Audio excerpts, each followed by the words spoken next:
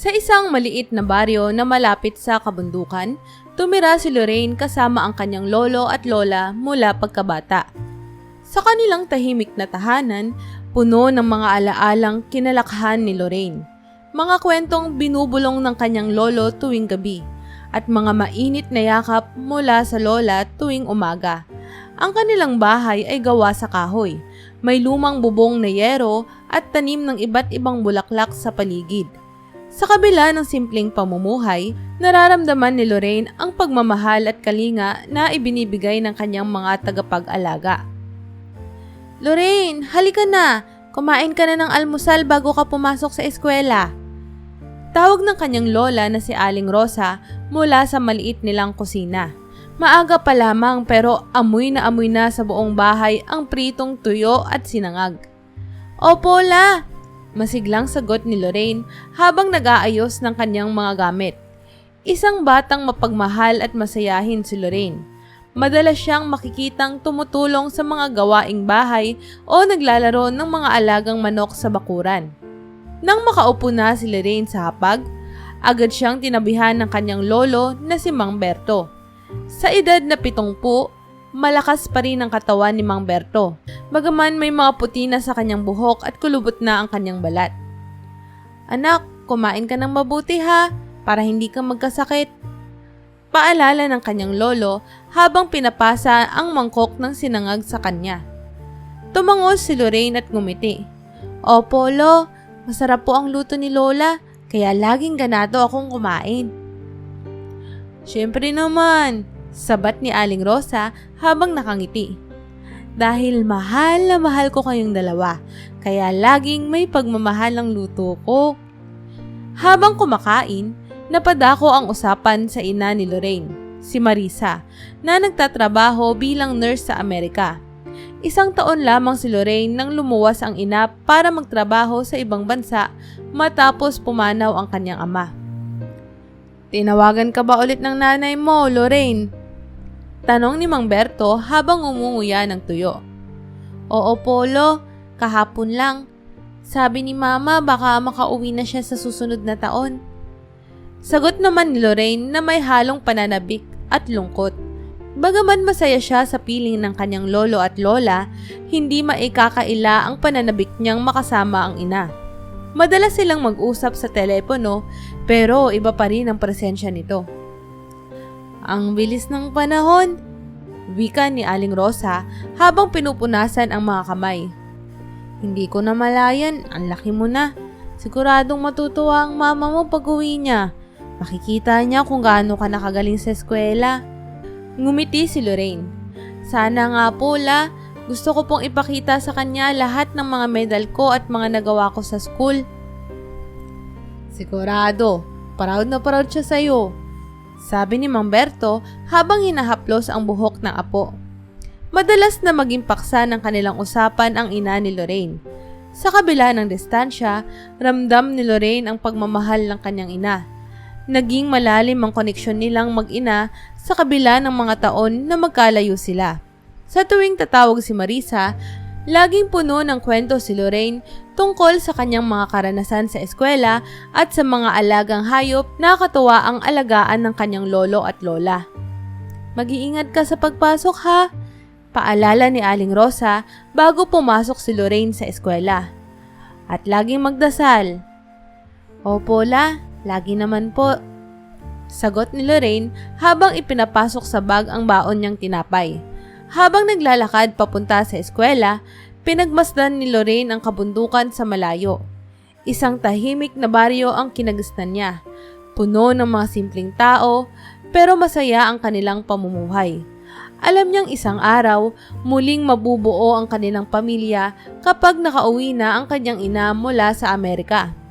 Sa gabi, bago matulog, madalas niyang iniisip ang ina at ang mga sakripisyong ginawa nito para sa kanila. Minsan, naririnig niya ang pag-uusap ng kanyang lolo't lola tungkol sa hirap ng buhay sa ibang bansa. Ngunit kahit kailan, hindi nila pinakita kay Lorraine na mabigat ang pasanin ng kanyang ina. Lagi nilang sinisigurong masaya at ligtas siya. Alam mo anak, sabi ni Mang Berto, minsan habang nakahiga si Lorraine sa tabi niya. Hindi talaga madali ang buhay ng nanay mo doon, pero ginagawa niya ang lahat para sa'yo. Mahal na mahal ka ng mama mo. Tumango si Lorraine habang nakatingin sa kisame.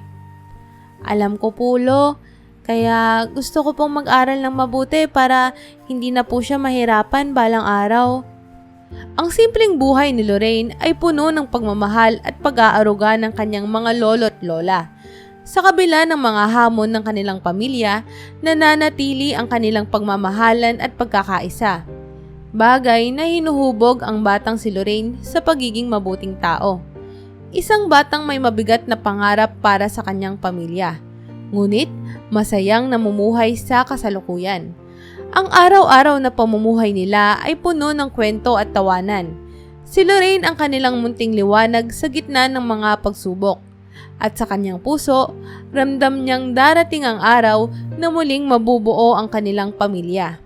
Kung kailan hindi na niya kailangang magpaalam sa telepono tuwing tatawag ang kanyang ina. Mula pa lamang sa murang edad, malinaw na kay Lorraine kung ano ang nais niya maging paglaki. Isang nurse, katulad ng kanyang ina. Malalim ang pagkakaugat ng pangarap niyang ito, lalo na at araw-araw niyang nakikita kung paano inaaruga ng kanyang lolo at lola ang kanilang pamilya, at kung gaano nila siya minamahal at inaalagaan. Sa kanyang murang isipan, nais niyang maging katulad ng kanyang ina. Ngunit may dagdag pa, ang pagtulong sa mga matatanda kagaya ng kanyang lolo at lola. Gusto ko pong maging nurse, Lo, para matulungan ko kayo at si Lola. Sabi ni Lorraine isang araw habang nag-aaral sa lamesa. Pinagmamasdan ng kanyang lolo si Mang Berto mula sa kanyang upuan. Hawak niya ang isang librong may larawan ng isang nurse at seryoso niyang binabasa ang mga impormasyon sa loob. Napangiti si Mang Berto habang tinitingnan ang apo. Talaga anak, hindi ka ba mahirapan maging nurse? Mahaba ang oras at minsan malayo pa sa pamilya. Opo, alam ko po, sagot ni Lorraine. Tinutukoy ang ina niyang nasa Amerika. Pero gusto ko pong tumulong sa mga katulad niyo, lalo na sa mga matatanda, Lo. Sumingit si Aling Rosa, may hawak na isang tasang kape at umupo sa tabi ng asawa. Nako, siguradong matutuwa ang mama mo sa balitang yan. Matagal niya nang gustong malaman kung anong gusto mong maging paglaki mo eh. Tumango si Lorraine habang tumatawa. Oo Paula, sabi nga ni mama, mahirap daw ang pagiging nurse pero kapag nakatutulong ka sa iba, masarap sa pakiramdam. Kaya gusto ko pong mag-aral ng mabuti. At tunay ngang nagsikap si Lorraine sa kanyang pag-aaral. Bawat pagkakataon, nagbabasa siya ng mga libro tungkol sa medisina, kalusugan at pagtulong sa mga matatanda.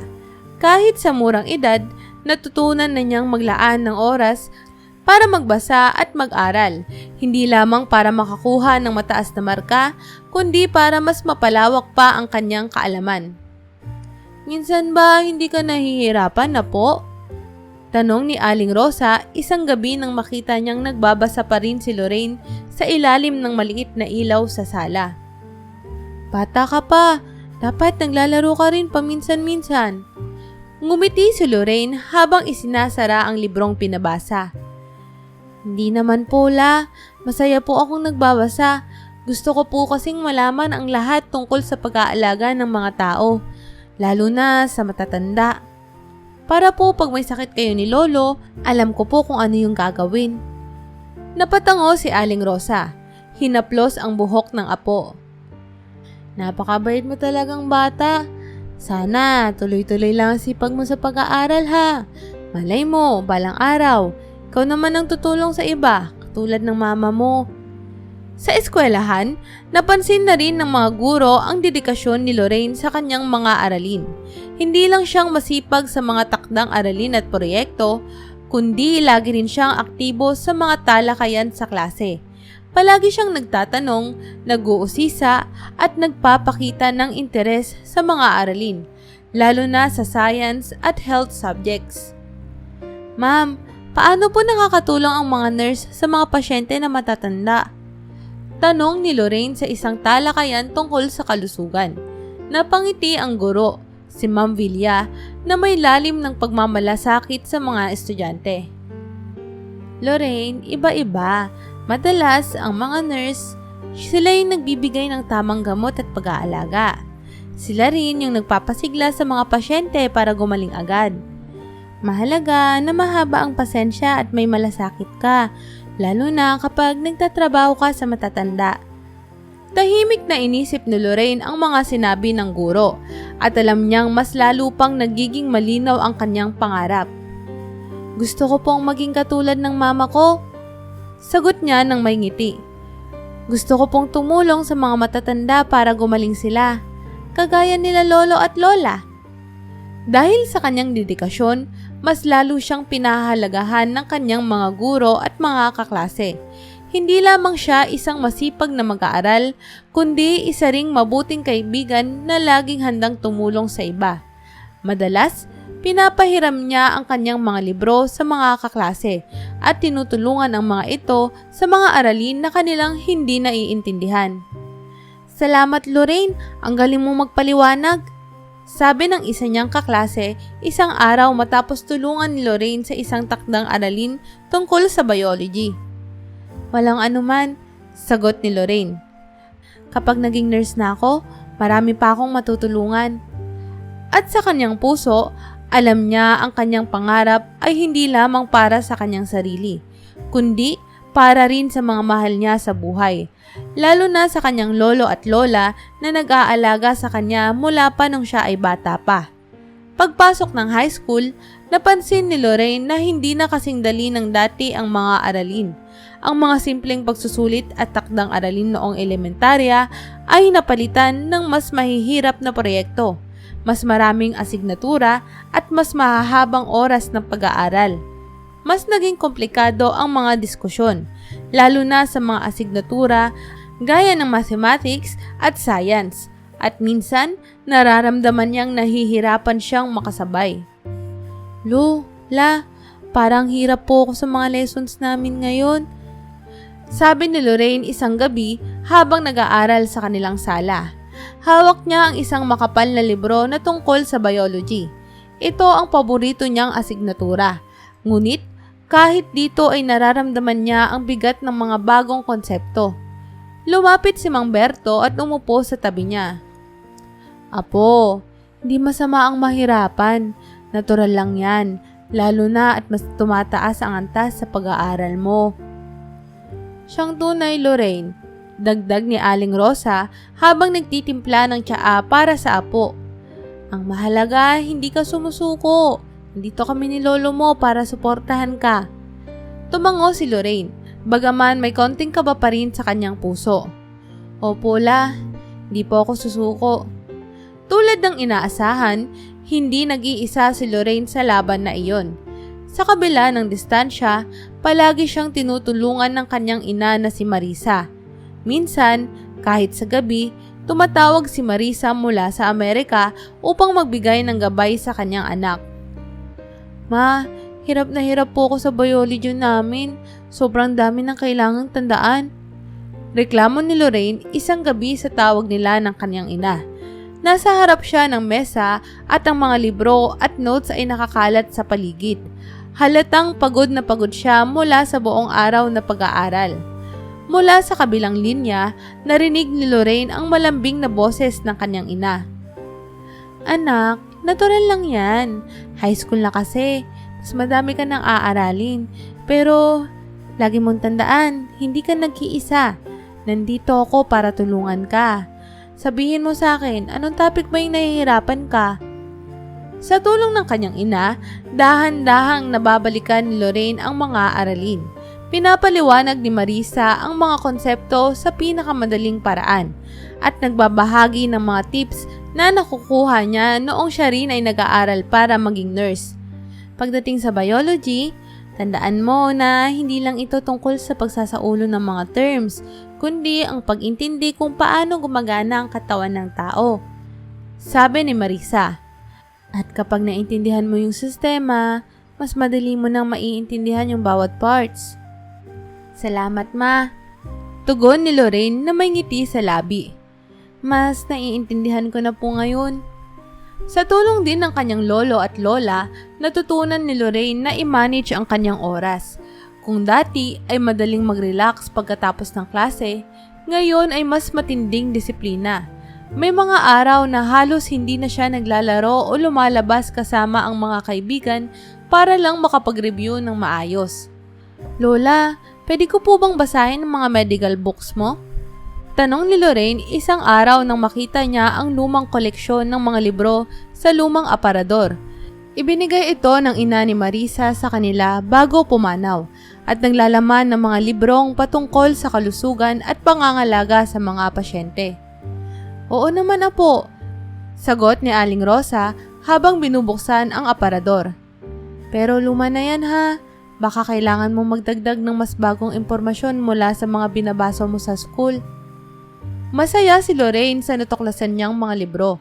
Kahit luma na, nakakatulong ito para mas maintindihan pa niya ang mga prinsipyo ng pangangalaga. Unti-unti niyang binabasa ang bawat pahina, habang iniisip na balang araw, magiging nurse din siya tulad ng kanyang ina. Hindi rin niya nakakalimutang maghanda para sa kinabukasan. Bukod sa pag-aaral sa school, pinipilit ni Lorraine na mag-review at magbasa ng mga libro tungkol sa nursing. Alam niyang malapit nang dumating ang araw na pipili na siya ng kurso sa kolehiyo at buo na ang kanyang desisyon. Gusto niyang maging nurse at tumulong sa mga matatanda, tulad ng kanyang lolo at lola. Kapag naging nurse ako na po ang mag-aalaga sa inyo. Madalas niyang sabi kay Mang Berto at Aling Rosa tuwing pinag-uusapan nila ang kanyang kinabukasan. Ngiti lamang ang isinusukli ng mga matatanda. Alam nila na ang pangarap ni Lorraine ay hindi para sa sarili niyang kapakinabangan, kundi para rin sa kanila at sa lahat ng mga matatandang nangangailangan ng tulong. Sa kabila ng mga pagsubok, hindi nawawala ang determinasyon ni Lorraine, lalo na at ramdam niya ang pagmamahal at suporta ng kanyang pamilya. Lumipas ang mga buwan sa high school at mas lalong sumubok ang mga aralin kay Lorraine. Sa bawat pagsubok, pilit niyang iniintindi ang mga konsepto, lalo na ang mga kailangan niya sa kursong nursing. Ngunit, may mga pagkakataon talaga na kahit anong gawin niya, hindi sapat ang kanyang pagsisikap. Madalas niyang kausapin ang kanyang ina tuwing gabi para humingi ng tulong. Mama, hindi ko na po talaga maintindihan yung mga topics namin. Daing ni Lorraine habang kinakalabit ang lapis sa tabi ng kanyang notebook. Kahit po kasi ituro niyo sa akin, parang hindi ko talaga kayang ma-absorb lahat. Sa kabilang linya, narinig niya ang malalim na buntong hininga ng ina. Anak, normal lang yan. Huwag kang panghinaan ng loob. Ang mahalaga, hindi ka sumusuko. Lahat ng mga bagay na ito, matututunan mo rin basta magpursige ka. Bagaman nagpapalakas ng loob ang mga salita ng kanyang ina, hindi pa rin maalis kay Lorraine ang pangamba. Alam niyang hindi siya kasing bilis matuto gaya ng iba niyang mga kaklase. At may mga pagkakataon na nawawalan siya ng tiwala sa sarili. Kaya, noong isang araw, nang tanungin ng kanilang guro kung ano ang gusto nilang maging propesyon, bigla siyang napaisip. Gusto ko pong maging nurse, sagot ni Lorraine ng buong tapang sa klase. Narinig niyang sumigaw ng iba't ibang sagot ang kanyang mga kaklase. Gusto ng iba maging doktor, engineer, at mayroon pang mga negosyante. Ngunit ang guro nilang si Ma'am Cecilia, isang matandang babae na may karunungang nakikita sa kanyang malalalim na mga mata, ay tahimik lamang na nakatingin kay Lorraine nang sinagot niya ito. Matapos ang klase, tinawag ni Ma'am Cecilia si Lorraine sa kanyang opisina. Medyo kinakabahan si Lorraine habang papasok sa loob. Ang mga pader ng opisina ng guro ay puno ng mga libro at sertipiko, palatandaan ng mga taon ng pagtuturo at dedikasyon sa edukasyon. Lorraine, umupo ka. Malumanay na sabi ni Ma'am Cecilia, na tinuro ang upuan sa harap ng mesa. Hindi ito galit, Ngunit halata sa tono ng boses nito na may seryosong nais na pag-usapan. Nang makaupo si Lorraine, tumingin ito sa kanya ng diretsyo. Tila binabasa ang kanyang iniisip. Napansin ko kasi na sinabi mo kanina na gusto mo maging nurse. Panimula ni Ma'am Cecilia. Isang maganda at marangal na propesyon, lalo na't may pangangailangan sa mga taong may kakayahang mag-alaga ng iba. Nakangiti si Lorraine, ngunit may halong kaba sa kanyang dibdib. Opo, ma'am. Pangarap ko po talaga yun, kagaya ng nanay ko. Tumango naman si Ma'am Cecilia, ngunit seryoso pa rin ang mukha. Alam mo, Lorraine, bilang guro mo, responsibilidad ko na gabayan kayo sa mga tamang landas. Gusto ko lang maging tapat sa iyo ha. Napansin ko kasi na minsan nahihirapan ka sa ilan sa mga aralin, lalo na sa mga topics na mahalaga para sa nursing. At dahil dito, gusto ko sa iyong magbigay ng payo. Tumahimik si Lorraine, tila inipon ang lakas ng loob para marinig ang sasabihin ng guro. Alam ko kasi na yung kakayahan mo, hindi pa talaga sapat para sa kursong nursing, Lorraine. Patuloy ni Ma'am Cecilia. Hindi ko naman sinasabing imposible pero gusto kong malaman mo na mahirap ang landas na pinipili mo. Siguradong marami kang pagdadaanan na pagsubok. Maraming pagkakataon na gugustuhin mo na lang na sumuko at kailangan mong tanongin ang sarili mo. Kaya mo bang lampasan ang mga pagsubok na to? Napayuko si Lorraine. Ramdam niya ang bigat ng mga salita ng kanyang guro. Ngunit sa kabila nito, alam niyang tama ito. Hirap nga siya sa ilang aralin at ilang beses na rin niyang naisip kung tama ba ang pangarap niya. Pero ma'am, halos pabulong na tanong ni Lorraine. Paano po kung ito talaga yung gusto ko? Gustong-gusto ko po kasi talagang maging nurse para makatulong, lalo na sa mga matatanda. Kagaya po ng lolo at lola ko. Gusto ko pong sundan ang yapak ng nanay ko. Napangiti ng bahagya si Ma'am Cecilia sa sagot ni Lorraine at nakita niya ang determinasyon sa mga mata ng dalaga. Ang tanong ko, Lorraine, sagot ni Ma'am Cecilia, handa ka bang magtiis? Ang pagiging nurse, hindi lang tungkol sa pangarap, kundi tungkol din yun sa tapang at tiyaga. Marami pang ibang paraan para makatulong sa mga tao. Pero kung talagang ayan naman talaga yung gusto mo, kailangan mong harapin lahat ng pagsubok na darating sa'yo. Tahimik si Lorraine. Ramdam niya ang bigat ng responsibilidad at mga sakripisyong maaaring kaharapin niya. Ngunit sa kanyang puso, alam niyang hindi siya susuko. Nang makita ni Ma'am Cecilia ang pagpupursige sa mukha ng dalaga, tumayo siya at kinuha ang ilang aklat mula sa kanyang bookshelf. Inilapag niya ito sa harap ni Lorraine. Alam mo ba, Lorraine? Sabi ni Ma'am Cecilia habang pinagmamasdan ang mga libro. Dati rin akong nangarap maging nurse, pero hindi ko kasi kinaya. Kaya ngayon, gusto kong tulungan ka. Ito, ilang mga libro sa tingin ko na makakatulong sa'yo. Diyan sa pag-aaral mo sa nursing. Dito madaling basahin pero kung gusto mo talagang maging nurse, gamitin mo to bilang gabay. Hindi makapaniwala si Lorraine sa mga sinabi ng guro. Ma'am, bakit niyo po ako tinutulungan ng ganito? Tanong niya, halatang naguguluhan ngunit nagpapasalamat. Ngumiti si Ma'am Cecilia at nakita ni Lorraine ang bahid ng lungkot at alaala sa kanyang mga mata. Dahil nakikita ko ang sarili ko sa iyo, Lorraine. Pareho tayo ng pangarap noon pero hindi ko kinaya. Hindi ko natupad yung pangarap ko. Pero hindi naman ibig sabihin nun na hindi mo to makakamtan. Gusto kong mabigyan ka ng pagkakataon na magtagumpay sa landas na hindi ko napagtagumpayan. Gusto kong makitang makamit mo yung pangarap mo. Naluha si Lorraine sa mga sinabi ng guro. Salamat po, ma'am. Hindi ko pa kayo bibiguin. Gagawin ko po ang lahat para makamit ang pangarap ko. Tumango si Ma'am Cecilia. Naniniwala ako sa iyo, Lorraine. Hindi madali ang landas mo pero sa tingin ko, kayang-kaya mo. Lumabas si Lorraine mula sa opisina ni Ma'am Cecilia na mas lalong determinado kaysa sa dati. Alam niyang marami pa siyang kailangang pagdaanan, ngunit sa bawat hakbang, alam niyang may mga tao sa paligid niya na handang tumulong. Ang kanyang ina, kanyang mga lolo at lola, at maging ang kanyang guro. At sa puso niya, buo ang kanyang desisyon na magpatuloy at maging nurse, anuman ang pagsubok na darating. Pagpasok ni Lorraine sa kolehiyo, mas lalo niyang nadama ang bigat ng kursong nursing. Tulad ng inaasahan, hindi naging madali ang mga aralin. Karamihan sa mga konsepto ay bago sa kanya. Mga terminolohiyang medikal, komplikadong proseso ng katawan ng tao, at mga teknikal na aspeto ng pangangalaga sa mga pasyente. Ngunit, kahit na maraming gabi na parang gusto niyang sumuko, palagi niyang iniisip ang sinabi ng kanyang guro at ang mga pangarap na nakasandig dito.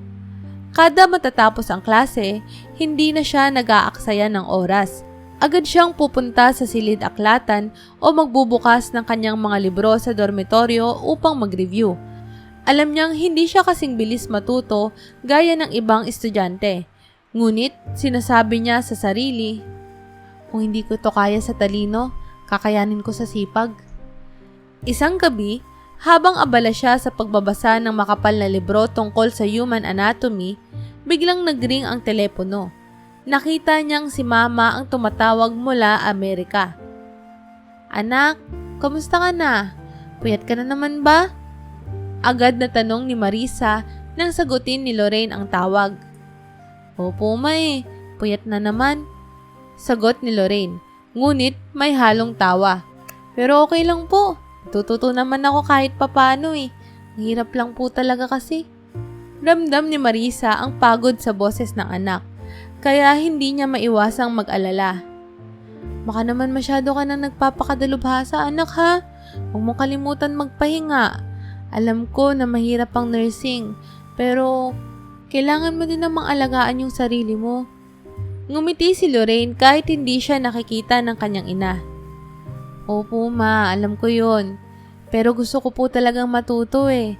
Gusto kong maging magaling na nurse kagaya mo at para po matulungan ko rin sina lolo at lola." Napabuntong hininga si Marisa. "Alam mo anak, hindi sa talino nasusukat ang tagumpay. Nasa tiyaga at determinasyon yan. Proud ako sa'yo dahil alam kong ginagawa mo ang lahat para maabot ang pangarap mo." "Salamat po mama. Sa tulong niyo po, alam kong kakayanin ko," sagot ni Lorraine. Nagpapatuloy ang mga araw na parang walang katapusan.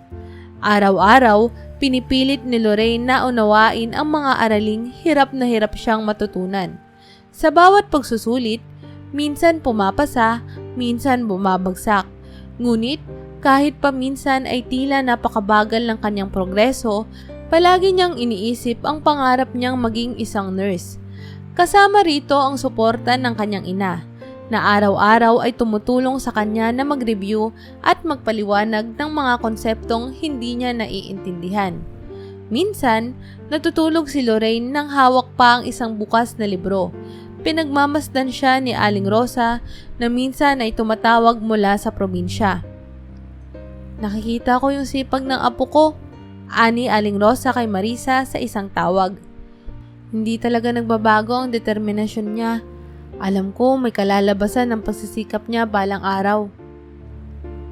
"Alam ko po ma, kaya nga ginagawa ko ang lahat para tulungan siya kahit nasa malayo ako eh," sagot ni Marisa, puno ng pagmamalasakit. Kapag bumabalik si Lorraine sa kanilang tahanan tuwing bakasyon, ramdam na ramdam niya ang init ng pagmamahal ng kaniyang pamilya. Si Mang Berto ay palaging handang makinig sa mga kwento ng kanyang mga karanasan sa kolehiyo, habang si Aling Rosa naman ay palaging may mainit na pagkain para sa kanya tuwing dumarating siya. "Kamusta na ang mga aralin mo, apo?" tanong ni Mang Berto isang gabi habang nagpapahinga si Lorraine sa kanilang sala. "Mahirap po, Lo," sagot ni Lorraine habang nakangiti. "Pero dahil po sa mga aklat na bigay ni Ma'am Cecilia at sa tulong ni Mama, medyo nakakahabol naman po ko. Alam niyo po, minsan parang gusto ko nang sumuko. Pero lagi ko pong naaalala yung mga sakripisyo ni Mama. Pati na rin po kayo ni Lola at ni Ma'am Cecilia. Hindi ko po kayang basta-basta na lang sumuko. Tumango si Mang Berto, proud na proud sa kanyang apo. Napakabuti mong bata, Lorraine. Alam namin na hindi ka basta-basta susuko. Sa bawat hirap, may ginhawa sa huli. Tandaan mo yan ha. Patuloy ang pagtahak ni Lorraine sa kanyang landas. At kahit pa ang bawat hakbang ay puno ng mga hirap at pagsubok, alam niyang sa kabila ng mga ito, matutupad ang pangarap niyang maging nurse. Isang pangarap na hindi lamang para sa kanya, kundi para sa kanyang pamilya at sa mga matatandang nangangailangan ng kanyang kalinga. Habang tumatakbo ang mga taon sa kolehiyo, naging mas tiwala si Lorraine sa sarili. Bagaman hindi naging madali ang kanyang journey, natutunan niyang umasa hindi lang sa kanyang pamilya, kundi pati na rin sa mga kaklase niya. Nabuo ang isang maliit, ngunit solidong grupo ng mga kaibigan. Sina Mara, Jess at Andrew. Mga kapwa nursing students na naging katuwang niya sa bawat hakbang ng kanilang pag-aaral. Isang hapon, habang nasa cafeteria sila, nag-uusap ang magkakaibigan tungkol sa mga nalalapit na exams. Ang dami na naman nating kailangang basahin, Lorraine. Reklamo ni Mara habang iniinom ang kape. Pero buti na lang, sabay-sabay tayong nagre-review. Hindi ko kakayanin to kung wala kayo. Tumango si Jess. Sana nga, kayanin natin lahat to. Pero si Lorraine, hindi nagpapabayo sa pag-aaral kahit mahirap yung subjects. Lagi kang focused ha. Ngumiti si Lorraine, huminga ng malalim at tumingin sa mga kaibigan. Alam nyo, hindi ko rin kakayanin kung wala kayo. Kaya salamat talaga. Iba yung suporta na binibigay nyo sa akin. Kasama nila sa kanilang mga review sessions si Andrew, na mahilig magbiro ngunit palaging seryoso tuwing oras ng review. Lalo na si Lorraine, di na natutulog kapag exam. Ang sipag. Biro ni Andrew. Kailangan nating lahat to.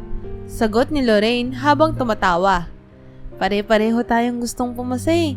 Basta sama-sama tayo ha. Kayang-kaya natin to. At totoo nga, sa tulong ng isa't isa, nalampasan nila ang bawat pagsubok. Tuwing may malalaking exams, sabay-sabay silang nag-aaral, nagsusuri ng mga medical cases at nagtutulungan sa mga assignment. Naging malaking bahagi ang kanilang grupo sa tagumpay ni Lorraine, lalo na sa mga panahong gusto na niyang sumuko. Hindi man niya lahat natututunan agad, ang pakiramdam ng pagkakaroon ng mga kaibigang handang tumulong ay nagbigay sa kanya ng lakas para ipagpatuloy ang laban. Pagkatapos ng 4 na taon na walang humpay na pag-aaral, nagmarka sa kanilang mga kalendaryo ang pinakahihintay nilang araw, ang araw ng pagtatapos. Sa kabila ng mga hirap, lungkot at pagod, narating ni Lorraine ang araw na minsan lang niyang pinangarap, ang araw ng graduation. Nang tumuntong siya sa entablado, ramdam niya ang init ng mga mata ng kanyang pamilya, lalo na ang ina niyang si Marisa, na umuwi ng Pilipinas mula Amerika para masaksihan ang tagumpay ng kanyang anak. Habang naghihintay si Lorraine na tawagin ang kanyang pangalan, napatingin siya sa audience at nakitang nakangiti si Marisa. Bakas ang pagmamalaki sa kanyang mukha. Kasama rin sa audience ang kanyang lolo at lola, na bagaman may katandaan na, ay naroon pa rin upang sumaksi sa isa sa pinakamahalagang araw sa buhay ng kanilang apo. Tawagin po natin si Lorraine Angeles. Sigaw ng MC ng programa. Tumayo si Lorraine. Halos hindi makapaniwala na sa wakas ay natupad na niya ang kanyang pangarap. Habang umaakyat siya ng entablado, bigla niyang naalala ang mga gabi ng walang tulog, ang mga oras ng pagsusuri ng mga mahihirap na medical terms, at ang mga panahong halos sumuko na siya. Ngunit lahat ng iyon ay nagdulot ng matamis na tagumpay sa araw na ito. Pagkatapos ng seremonya, lumapit kaagad sa kanya ang kanyang ina at niyakap siya ng mahigpit. Proud na proud ako sa iyo, anak, sabi ni Marisa habang pinupunasan ang luha sa kanyang mga mata. Hindi biro ang pinagdaanan mo. Pero nakita ko kung paano ka nagsumikap. Alam kong magiging isang magaling na nurse ka. Niyakap din siya ng kanyang lolo at lola. Bakas ang tuwa sa kanilang mga mukha. Apo, sulit lahat ng paghihirap mo. Sabi ko na sa'yo, di ba? Kayang-kaya mo yan. Sabi ni Mang Berto na may halong pagbibiro ngunit puno ng pagmamalasakit. Maya-maya, lumapit ang ilang dating guro ni Lorraine mula high school. Kasama si Ma'am Cecilia, ang guro na minsang nagbigay ng hamon sa kanya ngunit naging malaking bahagi ng kanyang tagumpay. Lorraine, congratulations! Alam kong ang hirap ng daan na pinagdaanan mo, pero nandito ka ngayon. Sabi ni Ma'am Cecilia, nakangiti habang inabot ang kanyang kamay para batiin si Lorraine. Salamat po, ma'am, sagot ni Lorraine, halos maiyak sa tuwa. Kung hindi dahil sa inyo, ma'am, hindi ko po alam kung kakayanin ko to. Ngumiti si Ma'am Cecilia at tinapik ang balikat ni Lorraine. Ang lahat ng tagumpay mo ay dahil sa pagsisikap mo. Ipagpatuloy mo ang iyong sipag ha, at magiging isa kang inspirasyon para sa marami. Sa pagtatapos ng araw, habang nakatingin si Lorraine sa kanyang diploma, napaisip siya tungkol sa lahat ng tao na tumulong sa kanya sa bawat hakbang. Ang kanyang ina, ang kanyang mga lolo at lola, ang kanyang mga kaibigan, at ang kanyang mga guro. Lahat sila ay naging bahagi ng kanyang tagumpay. At ngayon, handa na siyang harapin ang bagong kabanata ng kanyang buhay bilang isang nurse. Pagkatapos makuha ni Lorraine ang kanyang lisensya bilang ganap na nurse, agad siyang nagsimulang magtrabaho sa isang ospital. Bagaman bago pa lamang siya, ginawa niya ang lahat ng kanyang makakaya upang makatulong sa mga doktor at kapwa niya nurse. Hindi biro ang mga trabaho niya, mula sa pagsuporta sa mga operasyon hanggang sa pag-aalaga ng mga pasyente sa ward. Sa bawat araw na dumadaan, mas nadadagdagan ang kanyang kaalaman at kakayahan. At natutunan niyang humarap sa mga tunay na hamon ng buhay bilang isang nurse. Isang araw, habang abala siya sa pagre-record ng vital signs ng mga pasyente, napansin ni Lorraine ang isang mag-asawang matanda sa kabilang dulo ng ward. Mukhang malungkot ang mga ito at halatang hirap na sa kanilang kalagayan. Lumapit ang isa sa mga staff at sinabi sa kanila na kailangan na silang umalis dahil hindi na nila kayang bayaran ang mga gastusin sa ospital. Napansin ni Lorraine ang kalituhan at takot sa mga mata ng matanda. Hindi siya mapakali, kaya nilapitan niya ang mga ito. Lola, Lolo, okay lang po ba kayo? May maitutulong po ba ako? Tanong ni Lorraine, nag-aalala. Wala na, iha. Sagot ng lolo, halos nangingilid ang luha. Hindi na namin kaya ang bayad sa ospital. Pinapaalis na kami. Agad na bumigat ang dibdib ni Lorraine. Ramdam niya ang kalungkutan ng mag-asawa. Hindi niya matiis na makita sila na nawawalan ng pag-asa. Sa kanyang puso, naramdaman niya ang pangangailangang gumawa ng paraan. Huwag po kayong mag-alala. Ako na po yung magbabayad ng bill nyo. Sabi ni Lorraine, determinadong tumulong. Ngunit, bago pa man siya makagalaw, biglang lumapit si Dr. Santos, isa sa pinakamatagal na doktor sa ospital, at hinawakan ang braso ni Lorraine. Lorraine, sandali lang. Mahinahong sabi nito. Alam ko ang nais mong gawin, pero hindi mo to kayang sagutin lahat. Nagulat si Lorraine at napatingin kay Dr. Santos. Hindi makapaniwala. Pero Dok, kailangan po nilang magpagamot. Kung hindi po sila tutulungan, paano na sila? Mabigat ang tingin ni Dr. Santos, ngunit may halong pag-unawa. Mabait ka, Lorraine, pero hindi mo pwedeng pasanin lahat ng mga problema ng mga pasyente. Kapag nagsimula ka magtrabaho bilang nurse o doktor, lagi mong iisipin na gusto mong tulungan ng lahat. Pero sa totoo lang, hindi mo kayang gawin yon ng mag-isa. Maraming tao ang nangangailangan ng tulong. At hindi natin kayang bayaran lahat ng gastusin nila. Napalunok si Lorraine. Ramdam niya ang bigat ng mga salita ng doktor. Hindi niya naisip na darating ang araw na makakaharap siya sa ganitong kalagayan. Isang realidad ng kanilang propesyon na hindi basta-basta malulunasan. Kaya mo ba talagang bayaran lahat ng gastusin ng bawat pasyenteng tulad nila? Tanong ni Dr. Santos. Ang totoo, hindi mo kaya. Pero hindi ibig sabihin na wala ka nang magagawa. Nanginig ang boses ni Lorraine. Pero Dok, di ko po kayang hayaan na mawalan sila ng pag-asa. Tumango si Dr. Santos. Puno ng malasakit ang mga mata. Alam ko, at kaya nga, minumungkahi ko na gamitin mo ang puso mo para tumulong sa ibang paraan. Kapag wala kang ginagawa sa ospital, mag-volunteer ka sa mga palibreng check-up o mga outreach programs. Doon, makakatulong ka nang hindi mo kailangang sagutin ang lahat ng gastusin. Mas maraming taong makikinabang sa tulong mo. Tahimik na tumango si Lorraine. Bagamat mabigat ang kanyang loob, unti-unti niyang natututunan ang masakit na katotohanan ng pagiging nurse. Hindi lahat ay kayang tulungan sa paraang nais mo. Ngunit, sa tulong ng mga payo ni Dr. Santos, naisip niya na maaari pa rin siyang maging bahagi ng solusyon sa ibang paraan. At mula noon, tuwing may oras siya mula sa ospital, sumasali siya sa mga libreng medical missions at outreach programs. Doon, natagpuan niya ang kasiyahan sa pagtulong sa mga nangangailangan, kahit na walang bayad o materyal na gantimpala.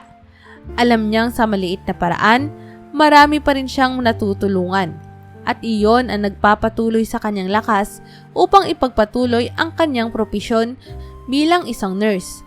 Ang pagtanggap sa realidad ng kanyang trabaho ay hindi madaling proseso, ngunit ito ang nagtulak kay Lorraine na maging mas mabuting tao. Isang nurse na hindi naglilingkod sa ospital, kundi pati na rin sa mga tao sa komunidad na mas nangangailangan ng tulong at kalinga. Habang patuloy na sumasali si Lorraine sa iba't ibang outreach programs, mas marami siyang nakikilala ng mga pasyente na walang kakayahang magpagamot. Ngunit, sa lahat ng mga nakilala niya, si Lolo Fernando ang pinaka nakakuha ng kanyang pansin. Isang araw, habang abala siya sa mga medical check-up para sa outreach program, napansin niyang may isang matandang lalaki na tahimik na nakaupo sa gilid. Tila hindi alam kung lalapit ba o hindi. Kamusta po kayo, Lolo? Tanong ni Lorraine habang lumalapit, may ngiting nakabungad sa kanya. Ayos lang, iha. Sagot ni Lolo Fernando, ngunit halatang may dinadamdam. Namumula ang kanyang mga mata at parang pagod na siya. May mga naririnig na usap-usapan si Lorraine mula sa ibang mga volunteer tungkol kay Lolo Fernando. Wala raw nakakaalam kung saan siya nanggaling o kung sino ang pamilya niya. Isa siyang misteryoso sa komunidad na ito at parang bigla na lamang siyang lumitaw. Ang sabi-sabi pa ng iba, pulubi daw ito na napadpad lang sa lugar. Ayaw po ba niyong magpatingin, Lolo? Ramdam ang pagkabagabag habang tinitingnan ang matanda. Mukhang nilalagnat po kayo, oh. Hindi agad sumagot si Lolo Fernando. Bagaman mahina ang kanyang tindig, may dignidad sa kanyang pagkilos. Tumango siya at nagpatulong kay Lorraine na sukatin ang kanyang temperatura. Naku, pataas po ang lagnat nyo. Kailangan natin tong agapan. Sabi ni Lorraine matapos makita ang resulta. Saan po ba kayo nakatira, Lolo? Baka pwede ko kayong puntahan at alagaan doon. Bahagyang kumunot ang noo ni Lolo Fernando. Iha, nakakaya ang bahay ko. Di mo na kailangan pumunta roon. Di ko rin gusto makita mo ang sitwasyon ko. Napabuntong hininga si Lorraine. Ramdam ang hiya ng matanda. Alam niyang may mga pagkakataon na hindi pwedeng pilitin ang mga tao. Ngunit, gustong-gusto niyang matulungan si Lolo Fernando. Ayos lang po yun, Lo.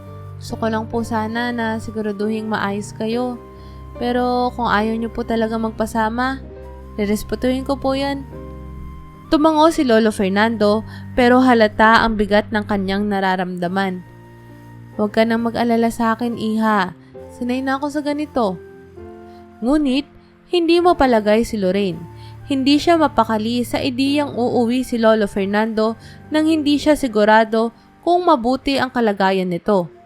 Kaya, bago pa man makaadis ang matanda, nag-abot si Lorraine ng ilang gamot na higit pa sa karaniwang binibigay sa mga check-up. Mas marami po yan kaysa sa normal, Lolo, sabi ni Lorraine habang inaabot ang gamot. Ako po ang bumili niyan para sa inyo. Kailangan niyo pong alagaan ang sarili niyo, lalo na at mas madali kayong mahina dahil sa edad. Napatingin si Lolo Fernando sa gamot at kay Lorraine, halatang nagulat at naantig. Bakit mo ginagawa to, Iha? Alam kong hindi mo naman ako kilala. Ngumiti si Lorraine at nagpakita ng pagmamalasakit. Kayo po ay paalala sa akin ng aking lolo at lola.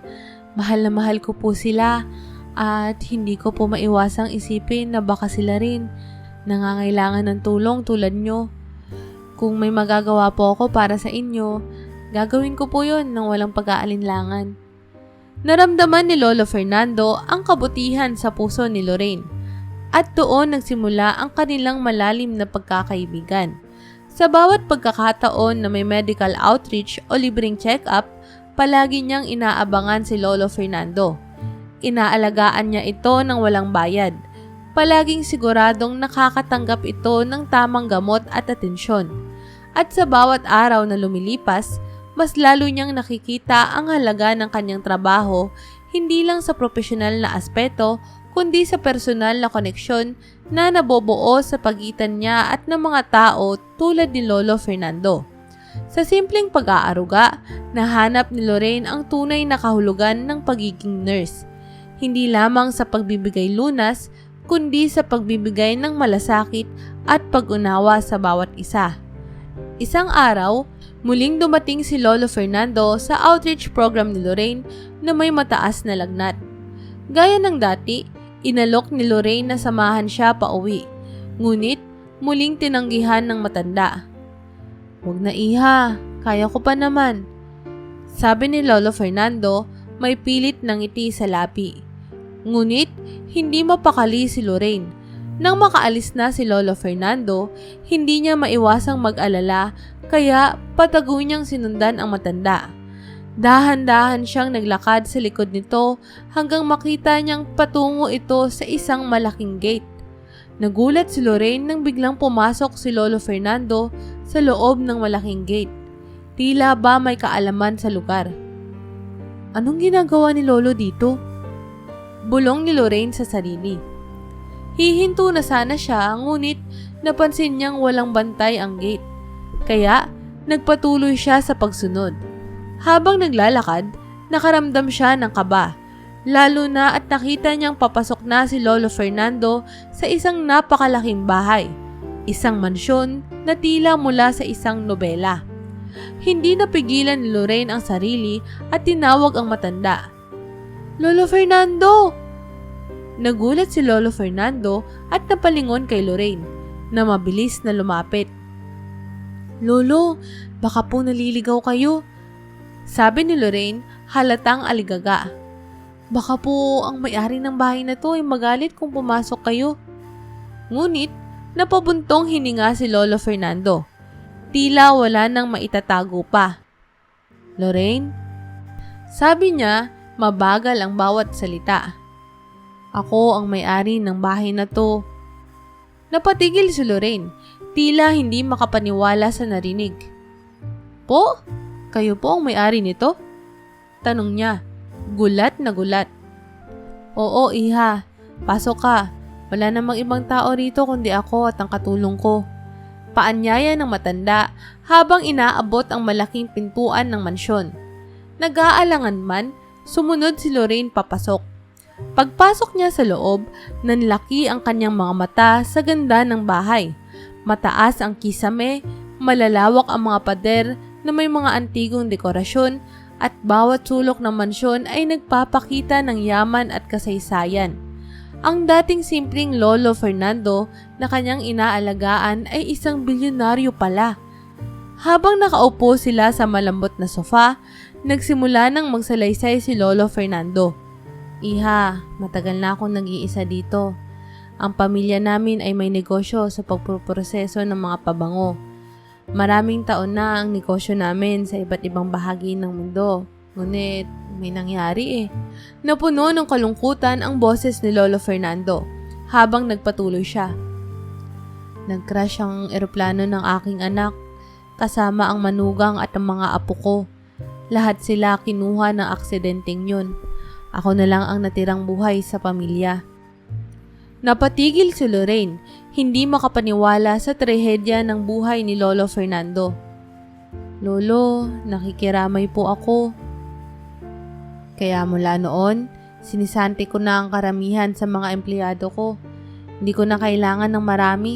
Naiwan na lang si Aling Carla na siyang nag-aalaga ng bahay at isang gwardiya na nagbabantay sa gate. Paliwanag ni Lolo Fernando. Biglang pumasok si Aling Carla, dala ang tray ng tsaa. Lolo, andito na po ang tsaa nyo. Sabi ng matandang babae bago napansin si Lorraine. May bisita po pala tayo. Inabot ni Lolo Fernando ang tasa ng tsaa at ngumiti kay Aling Carla. Carla, ito si Lorraine. Siya ang nurse na tumutulong sa outreach program. Isa siyang mabait na bata. Nakangiting tumango si Aling Carla at nagpakilala kay Lorraine bago nagpaalam para bumalik sa kanyang mga gawain. Nang lumabas si Aling Carla, ipinaliwanag ni Lolo Fernando. Kapag hindi nakatingin ang gwardya, tumatakas ako. Nililibot ko ang lugar para kahit papaano, mabawasan ang lungkot. Ayoko kasing palaging nakakulong dito sa bahay na punong-puno ng alaala. Naluha si Lorraine sa narinig. Ramdam niya ang bigat ng kalungkutan ni Lolo Fernando at ang pagnanais nitong makatakas, kahit sandali, mula sa mga anino ng nakaraan. Ngayon, mas naiintindihan niya kung bakit ganoon na lamang ang pagmamalasakit ng matanda sa kanya. Hindi lamang dahil sa kailangan ni Lolo Fernando ng tulong sa kalusugan, kundi dahil kailangan nito ng kasama, ng kausap. Mula sa araw na yon, hindi na lamang pagtulong sa kalusugan ang iniisip ni Lorraine. Mas lalong tumibay ang kanilang pagkakaibigan at nangako siya sa sarili na palaging susuportahan si Lolo Fernando. Hindi lamang bilang isang nurse, kundi bilang isang kaibigan sa oras ng pangungulila. Nang bumalik si Lorraine sa mansyon ni Lolo Fernando, kitang-kita niya ang mas lalong paghina ng matanda. Bagaman pilit niyang hinihikayat itong magpagumot sa ospital, tila ba tumigil na si Lolo Fernando sa pagsubok. Iha, hindi ko na kaya.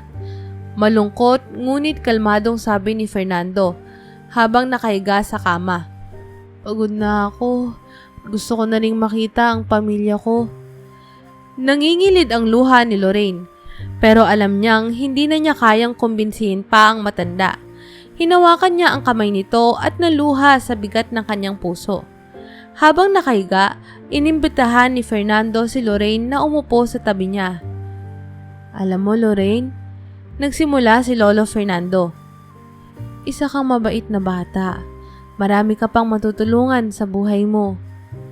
Inabot ni Fernando ang isang sobre at iniabot ito kay Lorraine. Nagulat si Lorraine nang makita ang laman. Isang tseke na nagkakahalaga ng 1,000,000 piso. Lolo, di po ako pwedeng tumanggap nito, sabi ni Lorraine na mumutla sa laki ng halaga. Ngumiti lamang si Lolo Fernando at marahang sinabi, Maliit na bagay lang yan, iha. Wala yan kumpara sa kabutihan na ipinakita mo sa akin. Inabutan ko rin ng pera si Carla at ang gwardya. Ang natitirang pera ko, dodonate ko sa charity. Wala na akong ibang kailangan dito.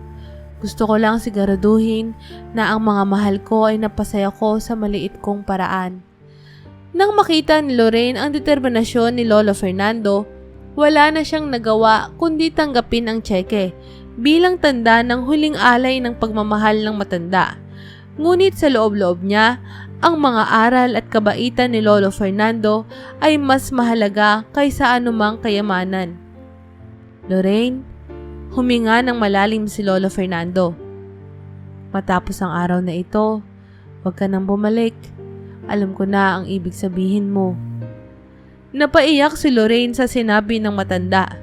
Ramdam niya na iyon na ang huling paalam. Nagpaalam si Lorraine na may mabigat na puso. Alam niyang malapit nang matapos ang buhay ni Lolo Fernando. At makalipas nga ang 1 linggo, natanggap niya ang balitang pumanaw na ito. Dumalo si Lorraine sa simpleng burol ni Lolo Fernando. Konti lang ang naroon. Si Aling Carla na tahimik na nagluluksa at ang ilang malapit na mga tao mula sa mansyon. Sa kabila ng yaman at laki ng mansyon, napagtanto ni Lorraine kung gaano na lamang nag-iisa ang matanda. Wala itong kamag-anak na dumalo. Tanging ang iilang tao na kasama niya sa mga huling araw ng kanyang buhay.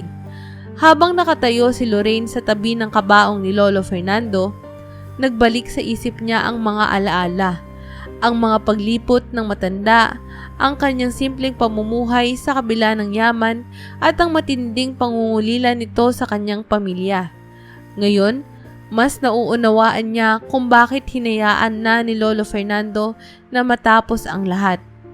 Napalunok si Lorraine at naluha. "Diyan ka na ngayon, Lolo," bulong niya. "Kasama mo na sila. Pahinga ka na po." Sa kabila ng pagpanaw ni Lolo Fernando, ang mga aral na iniwan niya kay Lorraine ay nanatili.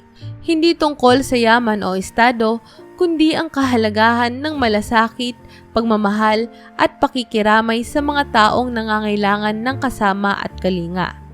Gamit ang perang ibinigay ni Lolo Fernando, sinimulan ni Lorraine ang pagtupad sa isa pang pangarap, ang magtayo ng isang maliit na klinik malapit sa kanilang bahay. Hindi ito in grande, ngunit sapat na upang makatulong sa mga taong may kailangan ng check-up. Ang simpleng puting gusali ay may maliit na reception area, ilang upuan at isang silid na nagsisilbing examination room. Hindi kalakihan, ngunit punong-puno ng pagmamalasakit at tunay na malasakit ang klinik na itinayo ni Lorraine. "Bakit ka nagpatayo ng klinik dito, anak?" Tanong ni Aling Rosa isang gabi habang nakaupo sa pagkainan. "Hindi ba't madalas kang nasa ospital?" Ngumiti si Lorraine at humigop ng sabaw. "Alam nyo la, may mga tao na kahit sobrang kailangan na nilang magpagamot, hindi pa rin pumupunta sa ospital dahil mahal ang gastusin. May mga programa tayo, oo, pero hindi naman yun laging available. Gusto ko lang po sana na kapag wala akong pasok o wala akong ginagawa, may lugar ang mga tao kung saan pwede silang pumunta. Kahit sino at kahit kailan." Pinagmasdan ni Mang Berto ang kanyang apo, puno ng pagmamalaki. "Napakabuti ng puso mo, Lorraine. Kung nandito nanay mo, sigurado akong tuwang-tuwa siya sa mga nagawa mo." Tumango si Aling Rosa. "Tama ang lolo mo. Masaya kami at ipinagpatuloy mo ang pangarap mo na tumulong sa iba. Hindi lahat ng tao may ganitong klaseng dedikasyon." Ngumiti si Lorraine habang sinasandok ang pagkain. "Salamat po. Ginagawa ko po to hindi lang para sa sarili ko, kundi para rin po sa mga taong natulungan ko, gaya ni Lolo Fernando."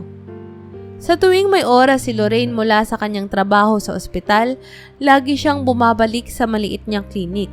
Ang mga tao sa komunidad ay unti-unting nalaman ang tungkol sa kanya. Dumadagsa ang mga pasyente, mga matatandang may simpleng karamdaman, mga batang may lagnat, at mga ina na may alalahanin para sa kanilang mga anak. Isang araw, dumating ang isang alay sa klinik. Bit-bit ang kanyang anak na may ubo. "Salamat po talaga, Nurse Lorraine, sa tulong nyo. Di ko po alam kung saan kami pupunta kung wala tong klinik nyo," sabi ng ale habang kinukuha ang reseta. Ngumiti si Lorraine at hinaplos ang likod ng bata. "Walang anuman po, ate. Laging bukas po yung klinik na to para sa inyong lahat." Sa kabila ng kanyang pagiging abala, ang bawat araw na kasama niya ang mga pasyente sa kanyang klinik ay nagpapaalala sa kanya kung bakit niya pinili ang propesyon na ito. Ang bawat ngiti ng pasyenteng gumagaling, ang bawat salamat mula sa mga taong natutulungan niya ay sapat na upang punan ang kanyang puso ng kagalakan. Lahat ng ito ay parang pagbibigay pugay kay Lolo Fernando. na siyang nagmulat sa kanya sa kahalagahan ng pagmamalasakit sa kapwa. Minsan, habang naglilinis si Lorraine ng kanyang mesa sa klinik, dumaan si Mang Berto at naupo sa isang upuan. "Apo, nakita ko kung paano mo binuhos ang lahat ng oras mo dito. Napakagandang gawain to." Lumapit si Lorraine sa kanyang lolo at yumakap. "Salamat po, Lo. Naisip ko po kasi kung maraming Lolo Fernando sa mundo, dapat po marami ring taong handang tumulong." Ngumiti si Mang Berto at tinapik ang likod ng apo. "Tama ka, apo. At dahil sa'yo, alam kong mas maraming taong magiging maayos ang buhay." Sa wakas, natagpuan ni Lorraine ang tunay na kahulugan ng kanyang propesyon. Hindi lamang ito tungkol sa paggamot sa mga sakit ng katawan, kundi sa pagpapagaling ng mga pusong nangangailangan ng malasakit. Ang buhay ni Lorraine ay naging simbolo ng walang sawang pagbibigay at pagtulong. Bagaman hindi siya mayaman tulad ni Lolo Fernando, alam niyang sa bawat pagkakataong siya'y naglilingkod, mayaman siya sa pagmamahal at pagtitiwala ng kanyang komunidad.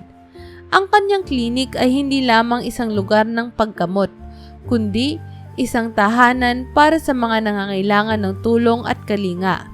At sa kanyang puso, alam ni Lorraine na patuloy siyang susundan ng mga aral ni Lolo Fernando, na ang tunay na kayamanan ay hindi nasusukat sa pera, kundi sa dami ng taong natutulungan mo.